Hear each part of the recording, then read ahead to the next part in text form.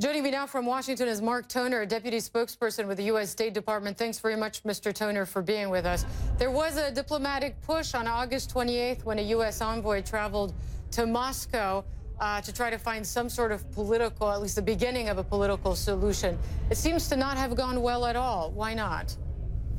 Well, you've hit on it in your report leading up to this, and that is that the way to solve the crisis, the refugee flow into Europe now and elsewhere, certainly in the neighboring region, is to resolve the situation on the ground in Syria. So, as you mentioned, our envoy was in Moscow recently. Secretary Kerry actually held talks with Foreign Minister Lavrov as well as the Saudi Foreign Minister Al-Jubeir. And again, the idea here is to get a credible peace process going here, but one that cannot ultimately result in Assad staying in power. We've been very clear about that. And indeed, that's the UN Geneva communique, which forms the basis for a peaceful resolution of the conflict in Syria. But Mark Toner, clearly this approach has not worked. One that the U.S. insisting that Assad can't be part of any transition.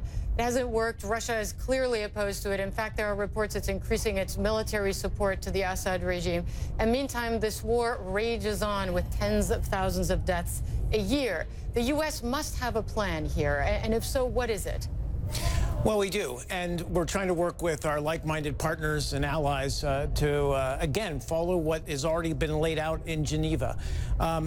You raise a very valid point, which is that Assad's regime has killed more civilians, certainly in the past month, than ISIL has.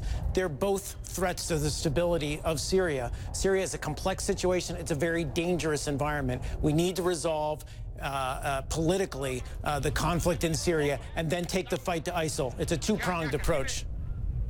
Well, right, but you're saying it's laid out clearly in what was agreed in Geneva, but Russia is not playing along. It's not something you can do in a vacuum. You also have Saudi Arabia and Iran. Is the U.S. talking to its partners in Saudi Arabia, to its interlocutors in Iran, to try to come up with a solution there? Because that proxy war is also part of the problem.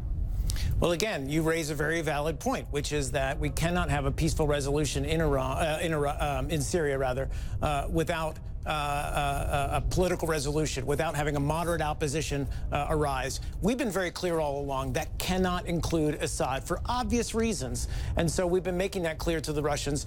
You mentioned Iran. We would indeed welcome a role for Iran in this, as long as they can not support the Assad regime as it goes forward. Again, this is a complex and dynamic situation, but we need to stay true to what we believe is a valid political process to end the fighting. Go ahead. Sorry to jump in. It's just okay. Not working, though. It's not working. Sticking to those, I mean, essentially to those points of not having Assad be part of any transition is not working with Russia in the mix here in the equation. Again, this is not... Is there no plan B? Well, but is there no plan B? Because it is a question. It is an emergency at this point. Well, for one thing, you know, the U.S. is the largest humanitarian assistance provider to Syrians in the region. That's within Syria and outside the neighboring countries of Syria. So we are getting humanitarian assistance to those Syrians affected by the fighting. Second is we are pursuing a peace process, but we can't simply cast aside what the Syrian opposition, the moderate Syrian opposition, has said what it supports to go forward. We can't cast that aside and search for an expedient solution.